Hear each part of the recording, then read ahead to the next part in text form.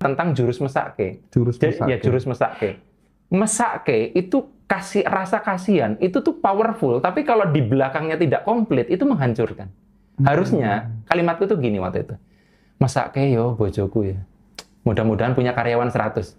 Nah, harusnya lanjutannya ada. Nah, itu yang ada di kepalaku cuma, mesake yo bojoku ya, kesel ya. Itu nggak ada solusinya kemana. Harusnya jurus mesake yang komplit dan memberdayakan. Betul. Tuh Mas. Nah, kadang dalam rumah tangga tuh ya, kadang kita dihadapkan sama dua pilihan, misalnya antara pasangan sama orang tua gitu. Pertanyaanku simple,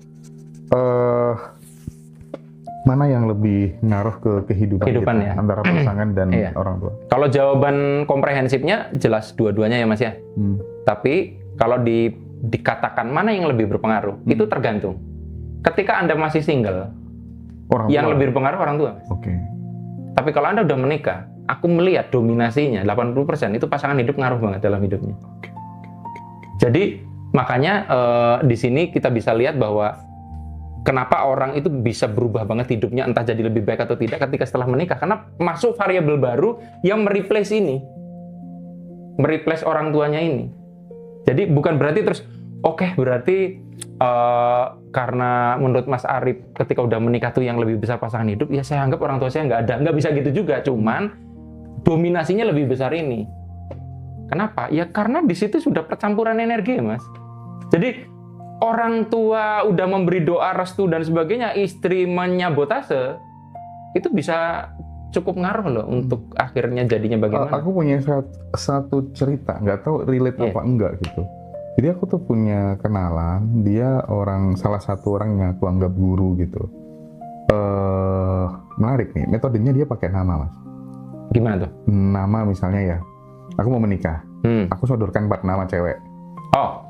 Ini 4-4-nya kalau aku mau serius, dia pasti mau nikah sama aku gitu ya. Terus dihitung. Apanya yang dihitung? Nama itu. Namanya dihitung. Disilangkan sama dia gitu. Kalau ini nanti begini, rezekimu gini. Tapi kalau ini nanti rezekimu bisa tumpuk 3.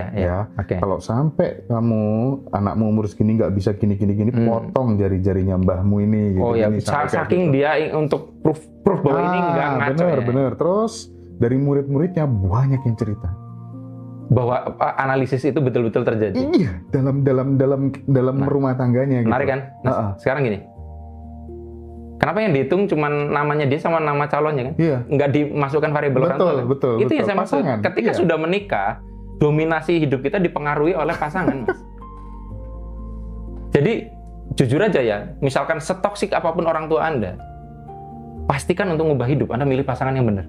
Karena itu akan menggeser. Aku sepakat dengan hal itu. Jadi kan kadang ada orang yang putus asa, Mas. Konsultasikan nama pasanganmu dulu. Iya. Ya.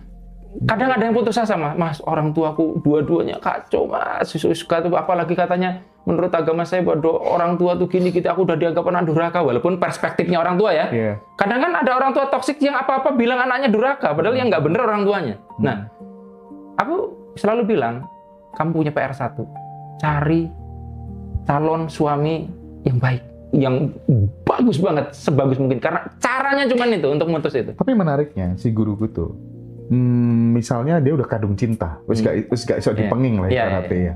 Itu ada solusi pada saat ijab kabul. Namanya diubah hanya pas pada saat ijab kabul itu aja. Ini relate kan? Nah, ini menarik ya. Kelihatannya ijab kabul itu biasa aja ya. Mas Hendra pernah denger nggak ada yang diijab kabul ulang dan itu ngaruh banget ke hidup? Oh iya, banyak kasus kayak gitu. Iya, karena balik lagi Mas, waktunya berubah. Bukan hanya itu. Ketika diijab kabul ulang, dia menyatu dengan dia itu ditegaskan ulang di ruang waktu yang berbeda. Iya. Aku jadi teringat akhirnya. Iya, bukan hanya itu, waktunya pun makanya gini, saya tahu mungkin saya akan dianggap ngayal atau mengada-ada atau cocok logi ya. Jadi terlepas dari sesalah-salahnya primbon, itu juga tidak 100% salah, Mas. Makanya orang dulu sampai mikir tentang tanggal ini bagusnya apa, hari apesnya apa, itu sebetulnya pada tingkatan detail itu ada sebetulnya. Iya, ada. Walaupun sekali lagi custom banget tergantung orangnya. Nah, Mas Arif, sekarang Mas, tentang doa yang tidak kita sadari. Ya. Nah, ini juga bisa mempengaruhi orang-orang sekitar atau orang-orang terdekat kita, itu gimana, Mas? Jadi gini, ini awalnya aku sadari itu dari diriku sendiri. Jadi sebelum aku nikahi, istri saya itu kan yatim piatu, Mas. Dia tuh punya catering, punya warung gitu loh. Mandiri dia tuh, beli motor sendiri, beli laptop sendiri. Dia tuh sendiri, mandiri gitu. Nah, ketika nikah sama aku, itu kan aku tuh orang yang sangat, mungkin karena lihat ibuku dulu ke sawah dan sebagainya, jadi merasa bahwa kalau bisa wanita tuh jangan terlalu secapek itulah gitu loh. Dulu tuh begitu, Mas. Nah, jadi aku tuh ingin ngomong, tapi kok istri saya kayaknya kok menikmati itu gitu loh. Tapi lihat dia tuh kalau pas lagi banyak cateringan, aku kan nggak bisa bantu. Dia harus bangun pagi ke pasar. Dalam hati saya tuh tanpa disadari, waktu itu belum ngerti. Wah, kasihan ya istriku ya. Kasihan gitu loh. Dia harus gini, kasihan ya, kasihan. Masak kayak, tau nggak? Lama-lama sepi, akhirnya warungnya tutup. Warungnya tutup, Mas, akhirnya.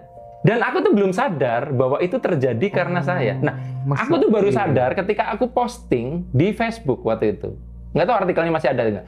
Banyak yang komen kejadian serupa. Jadi validasinya kan harus ada kemiripan kejadian. Loh, Mas, ini kejadian dengan aku. Kemarin suamiku tuh jadi sales. Dia harus muter gitu kan. Pulang kehujanan pakai jas hujan. Masak ya bojoku ya, masak. Akhirnya di PHK. Itu banyak kasus serupa. Masak gitu loh. Jadi dapat validasinya ketambahan ketika aku ikut belajar kepada seorang guru dari Bali, Mas ya. Dia bilang tentang jurus mesake. Jurus mesake. Mesake itu kasih rasa kasihan, itu tuh powerful, tapi kalau di belakangnya tidak komplit itu menghancurkan. Harusnya kalimatku tuh gini waktu itu. Mesake yo bojoku ya. Mudah-mudahan punya karyawan 100. Nah, harusnya lanjutannya ada. Nah, itu yang ada di kepalaku cuma mesake yo bojoku ya, kesel ya. Itu nggak ada solusinya kemana. Harusnya jurus mesake yang komplit dan memberdayakan. Betul. Tuh kayak gitu. Jadi kayak misalnya nih istrinya Mas Hendra ya. Mesake yo Hendra ya. Oh, kalau istriku enggak misalnya. Kalau istriku udah praktek ilmu itu karena dengar dari ilmu. Ya, jadi mesake ya Hendra itu mudah-mudahan timnya tambah banyak, mudah-mudahan badannya sehat. Harus ada lanjutannya. Asli praktek kayak gitu, asli praktek kayak. Karena kalau misalkan hanya mesake tok, itu kan nanti semesta iki maksudnya kon kepiye? Hendra kon mandek, opo Hendra kon rehat, opo kon kepiye? Jadi kasihan tuh, hati-hati loh. Itu jurus mesake itu begitu. Jadi Mas, kalau lihat ada wanita yang kelihatannya masuk kriteria Anda, mesake yo, apa tak pek bojo wae. Tapi aku nggak akan bilang mesake Hendra itu, nggak akan. Aku tuh kalau lihat jenengan itu banyak banget agenda, itu bukan mesake. Hendra iso se-strong itu ya, gitu loh. Makanya bukan mesake. Aku tidak pernah lagi menggunakan kata mesake loh setelah tahu itu. Karena kalaupun mesake ya harus ada lanjutannya. Hendra kok iso kuat banget ya, strong, kagum aku iso ngono gitu lah. Sekarang akhir-akhir ini justru merasa blessing karena support tuh datang dari berbagai macam penjuru dan mereka tulus luar biasa kayak Mas itu. Jadi kayak tuh cuman ya itu tadi ya, resikonya capek. Kalau capek wajar ya Mas ya. Capek itu wajar, yang penting jenengan punya kontrol, karena kalau tidak kan disuruh istirahat dengan cara paksa. Setuju. Itu aku udah belajar ya. Ya, jadi Mas Hendra juga ke anak-anak juga sama, misalkan mesake ya bocah iki. Itu harus ada lanjutannya. Oke. Kadang orang tua luput loh itu. Karena mesake kan karena mesake ya bocah iki ya kok. Jurus mesake-nya harus komplit. Nggak boleh unfinished. Diikuti dengan kata-kata yang memberdayakan. Mesake ya bojo, mudah-mudahan sesuk oleh bojone sing apik juga gitu, ada lanjutannya. Terakhir Mas Arif, apakah vibrasi bisa menempel pada benda-benda sekitar? Misalnya kayak kursi, bangunan, tembok, terus ruangan mobil kayak gitu ya, kamar gitu. Jadi gini, Mas Habib pernah dengar mitos yang jangan beli mobil yang habis kecelakaan atau kendaraan. Atau kalaupun beli, pastikan diselamatin atau di... Itu di Bali itu kalau beli mobil second apalagi, itu kan kesannya hanya mitos ya. Nah, sebelum kita bahas ke situ, aku mau cerita dulu kejadian nyata, Mas. Jadi aku itu pernah ada kelas di Karawaci. Jadi waktu itu, ini rumahnya, terus pakai ruangan sebelah yang biasa dia gunakan untuk terapi. Di situ ada kursi ratapannya. Kursi ratapan tahu yang... kursi untuk terapi itu. Nah, di situ kita ngajar, saya ngajar di situ. Udah pakai tempat saya aja. Gitu. Bukan dinding ratapan Solo ya? Bukan. Nah, sebelum ngajar, saya tuh tiduran di situ. Nah, ya gitu loh. Nah, dan saya mau cerita ya, saya tuh kadang ada kumat kepekaan, Mas. Tahu. Iya, jadi Mas Habib sini. Nggak apa-apa, nongol ke sini aja. Ini orangnya juga peka banget nih, Habib. Sini. Iya. Coba sini. Habib awas nyandung. Alawi. Nggak apa-apa, masuk ke frame nggak apa-apa lah. Nggak apa-apa. Kalau saya tekan di sini sakit nggak? Sini? Iya. Sakit ya? Nah, ini perhatikan kalau nanti pas lagi bulan purnama, kamu tekan di sini, itu lebih sakit lagi. Oh. Jadi gini, tak ceritainnya. Jadi ciri orang peka itu ubun-ubunnya itu mudah banget sakit. Ini lagi enggak. Jadi aku kumat-kumatan, Mas. Coba Mas Hendra. Enggak sakit. Enggak sakit ya? Enggak. Ya, sensitif banget tuh. Coba nanti pas bulan purnama disentuh sininya, pasti dia sakit banget. Iya, coba ya. Iya, coba ya, dicoba ya. Nah, gini. Jadi, ini ceritain guruku ya. Ketika kita itu masih bayi, itu kan tengkorak kita nggak rapat kan? Nah, ini koneksi kita ke semesta tuh masih kuat, Mas. Nah, ketika kita itu sudah dewasa, kan lama-lama rapat gitu loh. Nah, untuk orang-orang yang peka, itu tuh nggak rapat-rapat amat, Mas. Sehingga koneksi dengan semestanya tuh kuat. Sehingga dia tuh koneksi data dengan semestanya kuat. Nah, tapi Anda jangan ambil jalan pintas ya. Wah, saya pengen peka biar ini peka dibolongi pakai paku gitu. Jangan gitu loh. Jangan begitu caranya. Enggak gitu.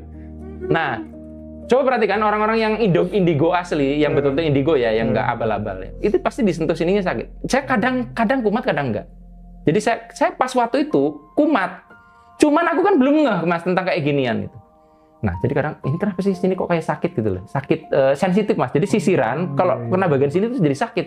Sini ya? Tapi ini enggak, ini lagi enggak. Sini ya? Mas, persis ubun-ubun ini. Maaf ya, aku loncat-loncat. Harus tak jelasin dulu. Waktu di Surabaya, di hotel Singgasana, peserta kelas. Jadi dulu Mbak Manda ikut kelasku di kelas itu, di hotel itu, Mas. Ada orang namanya Pak Rizky. Dia cerita, Mas, kenapa ya aku itu setiap bulan purnama, itu kalau denger koin jatuh, bahkan dari jarak 10 meter, itu rasanya kayak piring jatuh di dekat saya. Kelontang, Mas. Sensitif banget kupingnya. Pak, Bapak boleh ke depan. Tak sentuh sininya. Aduh! Tak sentuh sini. Aduh! Serius? Di kelas itu. Kenapa, Mas Arif? Gini, Pak. Orang yang sensitif banget indranya, yang indra keenamnya itu, ubun-ubunnya itu sangat sensitif. Nah, Bapak itu kayak gitu. Pasti pas bulan purnama lebih sakit lagi. Nah, balik ya. Aku tuh kayak gitu. Jadi kumat-kumatan. Nah, aku tidur di sofa ratapan itu. Tahu nggak, Mas? Pas ngajar, aku nggak bisa ngajar. Itu kelas yang akhirnya aku gagalkan. Pas ngajar tidur, nangis aku nggak bisa ngajar. Jadi rasanya tiba-tiba sedih banget. Aku kok nangis, mau ngomong lagi, nangis, nggak ada jelas. Akhirnya apa? Aku diterapi sama peserta. Wah, memalukan itu bener-bener. Itu kelas gagal itu saya. Yeah. Sampai akhirnya tak suruh riset semua peserta. Nah, pas waktu diterapi sama yang punya rumah ya. Apa yang Mas Arif rasakan? Aku merasakan gini, aku merasakan aku bayi, aku mau digugurkan gitu. Kaget. Mas, punten ya. Yang jenengan ceritakan, itu adalah klien yang terakhir kali duduk di kursi itu. Ya ampun. Berarti memorinya kan ada di situ. Iya. Dan Arif Rehan lagi peka. Ini serius lah, aku demi Allah ya cerita ini. Abis itu tau nggak, dibersihin itu ruangan itu energinya tuh. Dia dibacain doa, pakai singing bowl, itu dibersihin. Nah, jadi di bukunya dokter ya, R. Paryarya Suryadipura, itu ada dua, ada manusia dan atomnya dan alam pikiran. Itu buku itu diterbitkan zaman masih ejaannya U-nya masih OE loh, Mas. Itu katanya pikiran manusia, emosi manusia itu bisa nempel bahkan di level atomik. Mudah-mudahan saya benar ya, kalau salah dikoreksi. Secara natural, kalau dibiarkan itu bisa 1 tahun bertahan. Tapi kalau diperkuat terus, ya akan ada terus. Nah, emosi itu apa aja? Bisa positif, bisa negatif. Jadi kalau sebuah ruangan sering banget kita pakai untuk bertengkar, entah kenapa, Mas, masuk ke situ, hawanya ingin marah aja. Itu terjadi kalau vibrasi kita lagi rendah dong, terpengaruh oleh vibrasi ruangan itu. Nah, ada kejadian menarik. Ini demi Allah sekali lagi asli. Mas, saya mau curhat, mau nanya. Ini laki-laki. Saya itu dengan istri saya nggak pernah bertengkar, nggak pernah bermasalah. Nah, kemarin saya tuh beli rumah. Beli rumah cash. Rumah second ya, bukan rumah baru. Murah, dibelilah di situ. Setelah di situ nggak ada seminggu, pisah ranjang, Mas sudah mau cerai. Iya. Kenapa ya Mas? Ya vibrasi apa salah? Terus saya langsung ingat kejadian itu, tak japri. Mas tolong lacak siapa pemilik rumah itu dan riwayatnya gimana. Ternyata tahu nggak? Itu suami istri ribut mulu bertahun-tahun Mas, lempar piring dan sebagainya itu rumah bertengkar sehingga mereka bersepakat menjual rumah itu. Nah itu Mas, vibrasi mereka masih nempel di rumah itu. Terus harus dilakukan apa Mas? Jenengan agamanya apa? Islam. Undang warga sekitar tahlilan atau baca yasin seminggu atau berapa hari lah, terserah jenengan. Itu harus di-clearkan energinya di situ biar yang ada di tembok dan sebagainya tuh berubah. Makanya Mas, kenapa kadang ada perempatan yang mungkin secara teknis pun itu sangat rawan ya. Tapi kadang ada perempatan di sebuah jalan yang kecelakaan itu pasti di situ. Dan itu nantinya jadi belief juga. Pasti di perempatan itu, terus akhirnya jadi kayak target itu. Ini kok belum ada yang kecelakaan ya? Nah, di Bali perhatikan, setiap ada kecelakaan langsung ada upacara di situ. Supaya apa? Dirilis memorinya. Jadi orang dulu itu apa-apa diselamatin itu nggak ada salahnya loh Mas. Kita ini yang terlalu modern nggak ngerti bahwa itu canggih banget sebetulnya. Nah, saya termasuk orang yang dulu juga menentang gedung DPR MPR itu dibongkar. Saya bilang ngapain buang-buang anggaran. Suatu saat saya ada kelas di situ. Saya masuk ke situ Mas. Ya Allah, bangunan ini dibongkar aja deh. Aku kan peka Mas. Iya. Bangunan ini gak enak sekali hawanya. Aduh, hawanya campur aduk Mas. Kebetulan aku punya kepekaan kan. Jadi, ini mending dibongkar. Jadi Mas, itulah sebabnya juga kenapa kadang bangunan-bangunan lama itu hawanya tuh singup, tuh serem gitu loh, kita nggak bisa tidur karena itu ada memori di situ. Memori maksudnya? Memori yang terekam di benda-benda. Makanya kan ada juga di film apa tuh Mas yang dia punya kemampuan paranormal yang dipegang terus dia bisa punya kemampuan untuk membaca tadi yang di ruangan ini ada siapa aja. Itu kan sebenarnya itu Mas. Jadi benda-benda pun ada memorinya, termasuk kecelakaan. Nah, sekarang gini, kenapa motor bekas kecelakaan itu sebaiknya diselamatin? Karena gini Mas, sekali lagi, pada waktu orang kecelakaan itu ada vibrasi emosi yang negatif yang menyebar, gitu kan, rasa sakit, memorinya, ingatannya melekat di motor itu. Nah, ketika Anda membeli motor second gitu, apakah terus langsung kecelakaan? Enggak. Tapi pada saat resonansi Anda sama dengan pemilik sebelumnya. Iya. Titik koordinat. Copy paste kan? Koordinatnya sama tuh, rasanya sama, situasi sama. Itu jadi nanti akan mengaktifasi apa yang ada di motor itu. Tiba-tiba ada jatuh, ada kepleset, dan akhirnya celaka. Nah, oleh karenanya, nggak ada salahnya diselamatin lah, didoain. Itu untuk merilis itu, Mas.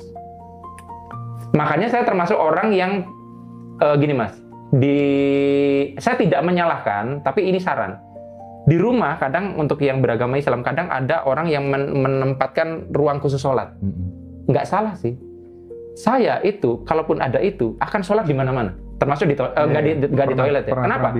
Supaya energi sholat saya itu ngebersihin di mana-mana. Kadang di kamar sini, kadang di sini, kadang di sini. Karena kalau tidak, energi sholat itu hanya di situ doang. Itu bisa meditasi, bisa apa? Ya, apapun ya. Itu kalau sholat ya. Kalau Anda mau wirid, zikir, chanting atau apapun lah istilahnya di keyakinan Anda, itu untuk nge-clearkan memori di situ. Bisa dipakai karaoke gitu ya? Betul. Tergantung lagunya, Mas. Tapi kan nggak apa-apa kalau dikupluk. Iya, jadi dengan begitu jadi kita jadi ngerti kenapa misalkan, keris empu gandring, kenapa itu bisa memakan nyawa? Karena energi dendamnya terekam di situ. Loh iya. Iya, seru.